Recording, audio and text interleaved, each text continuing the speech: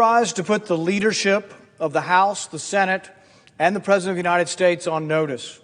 I will not consent to any expedited passage of any spending bill that provides any more American aid to Ukraine. It's as if no one has noticed that we have no extra money to send to Ukraine. Our deficit this year will exceed $1.5 trillion.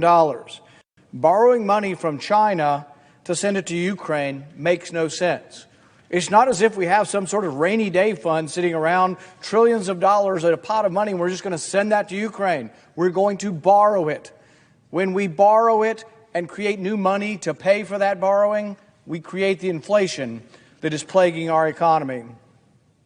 Since the beginning of Russia's war in Ukraine, the American taxpayers provided Ukraine with $113 billion. Over the 583 days of war, between February 24, 2022 and the end of the month, that averages $6.8 billion per month, or $223 million per day. There's a lot of things that we need to fix in our country before we borrow money to try to perpetuate a war in another country. When will the aid requests end? When will the war end? Can someone explain what victory in Ukraine looks like? President Biden certainly can't. His administration has failed to articulate a clear strategy or objective in this war, and Ukraine's long-awaited counteroffensive has failed to make meaningful gains in the east. With no clear end in sight, it looks increasingly like Ukraine will be yet another endless quagmire funded by the American taxpayer. That's why public support for the war is waning. A CNN poll from August shows that a majority of Americans now oppose Congress authorizing additional funding to Ukraine.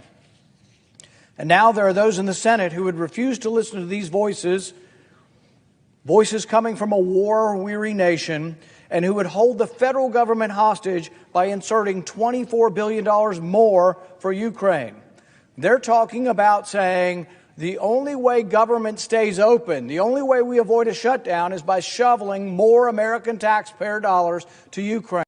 They're going to link keeping the government open with more money to Ukraine, and I'm here to say that I'm not going to agree to it, and I will not let them shut down the government simply because they want to send more of your hard-earned tax dollars to Ukraine. Either the American people fund an endless war in Ukraine, or the uniparty threatens to shut down the government. This is a clear dereliction of duty, and I will not stand for it. Colleagues, as representatives of the American people, you should not stand for it either. The bill that comes for us should be about funding our government, not somebody else's government. I will not give consent to a bill that includes funding for Ukraine in keeping our government open. As elected officials, we have an obligation to pursue a foreign policy that advances the security and prosperity of our country. Funneling billions of dollars that have to be borrowed into the meat grinder of eastern Ukraine does neither. The longer this conflict continues, the greater the risk that miscalculation or purposeful escalation draws the United States into direct conflict with Russia. Russia's military may have a bloody nose, but Moscow still maintains the largest nuclear arsenal in the world. Let's not pretend that the U.S. involvement in this war comes without risks.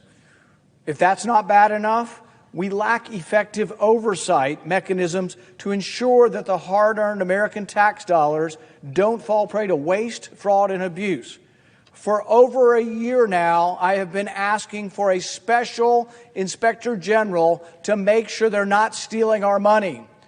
We've had one in Afghanistan, and he and his team of economists and technicians have overseen and found billions of dollars worth of waste that they've saved. We need the same thing in Ukraine, a special inspector general to make sure they're not stealing our money. When that has come before a vote in the Senate, the majority party in here says, no, we just want to spend the money. We don't care. Some Republicans have gone along with this as well, and they have voted against an inspector general. It is a terrible abuse of our spending authority to spend money overseas in a war and not make sure that they're not stealing it.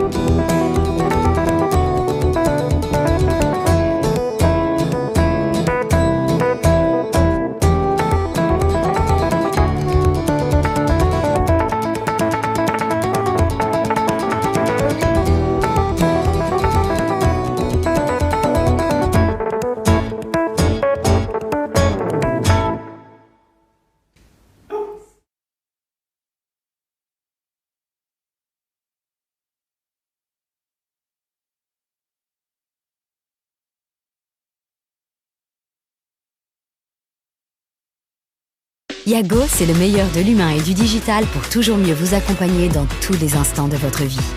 Chez Yago, nous digitalisons l'assurance pour révolutionner votre expérience. Votre assurance auto, moto, habitation, hospitalisation, vie et même votre crédit hypothécaire. Vous êtes soutenu et protégé. Vous avez l'esprit tranquille. Vous profitez de la vie. Yago, simple, rapide, à vos côtés.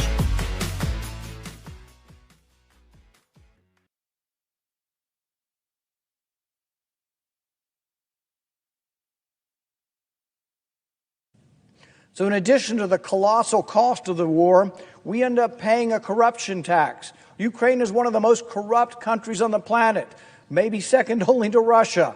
Corruption runs deep in Ukraine, and there's plenty of evidence that it has run rampant since Russia's invasion. As President Zelensky landed in New York earlier this week, we learned that corruption concerns in Ukraine's Ministry of Defense resulted in the firing of 6 deputy defense ministers. This comes 2 weeks after the firing of Defense Minister Oleksiy Reznikov, who was removed after it was discovered that the Ministry of Defense had mishandled military contracts. Last month, Zelensky fired all 24 regional military recruitment chiefs because they were, quote, involved in illegal activities, including enrichment. Last October, we learned that U.S. shipment of grenade launchers, machine guns, rifles, bulletproof vests, and thousands of rounds of ammunition were ending up in the hands of criminal gangs and weapons traffickers posing as humanitarian organizations. And what did the Senate do? They voted against a special inspector general to make sure they're not stealing our money. What are we doing? Is this fair to the American people? Millions of Americans are struggling each day to make ends meet. Millions of Americans are struggling to provide for their families and put food on the table. Can we honestly look our constituents in the eye and tell them that this is a good investment of their dollars? Some say the war in Ukraine is a fight to save democracy. But those who say that need to be honest with themselves. Ukraine is far from a shining example of democracy. And while the strain of war can make for questionable government actions, We have to live with them when the war is over.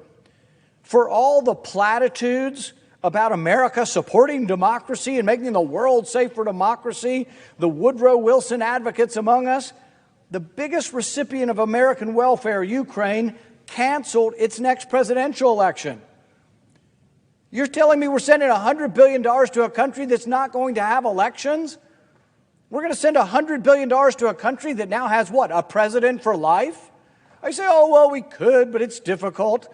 Does anybody remember the American Civil War where 600,000 people died and yet we didn't miss an election? They've canceled the presidential election. We should cancel our aid as a response. This is not the only concerning development in Ukraine. Despite Zelensky's charm offensive this week, his actions also deserve scrutiny. Citing national security concerns, Zelensky has banned Orthodox churches oriented towards the Russian Orthodox Church and has ordered Ukrainian law enforcement to raid churches and arrest priests. He has banned the political opposition. How do you have a democracy if you're not going to have elections and you banned the opposition? He suspended 11 political parties, including the Opposition Platform for Life, the second largest party in Ukraine's parliament and the one which held 44 seats. He has attacked free speech by banning opposition media and increasing his government's regulatory power over journalists. Hardly sounds democratic to me. Earlier this year, he signed into law a bill that allows Ukraine's State Broadcasting Council to regulate all media in Ukraine. The council can impose mandatory orders, fines, restrict content from search engines, and even outright suspend media outlets without a court decision. Hardly sounds very Democrat to me. If you wish these actions that sound like the actions of authoritarian regime, if you suspect these do sound like an authoritarian regime, you're right. This past July, a Swiss intelligence report observed, quote, authoritarian traits in Zelensky as he tries to push the mayor of Kiev, Vitaly Klitschko, out of contention for Ukraine's 2024 presidential elections. Citing martial law, Zelensky stated that those elections will not take place. Martial law, no elections, banning opposition party. This is where your $100 billion has gone, and they're not done. We don't have the money's being borrowed. We borrow the money from China to send it to Ukraine. In 2021, Zelensky fired multiple government officials, including his prime minister, for investigating a Ukraine oligarch who just happened to be a key backer of Zelensky's presidential campaign. The United States placed sanctions on this oligarch for his involvement in significant corruption, and earlier this month he was finally arrested. Clearly, Ukraine and the regime are not paragons of democracy. But this is not just about what Ukraine is or is not with respect to government. This is about American interests and our national security. Every day this war continues is another spin of the roulette wheel with another chance of it stopping on Armageddon. And we are paying for the privilege. We cannot continue with business as usual. We cannot continue to put the needs of other countries above our own. We cannot save Ukraine by dooming the U.S. economy. And we certainly cannot save Ukraine by fighting a war with Russia. As we go further and further into debt, we become weaker. It's not just that this is not helping our national security. The very threat to our national security is our debt. The more we send money overseas, the more we deplete our munitions, the worse things get. No matter how sympathetic we are to the Ukrainian people, we must put the American people first. And to that end, I encourage my colleagues to oppose any effort to hold the federal government hostage for Ukraine funding. Thank you, Mr. President, and I yield the floor.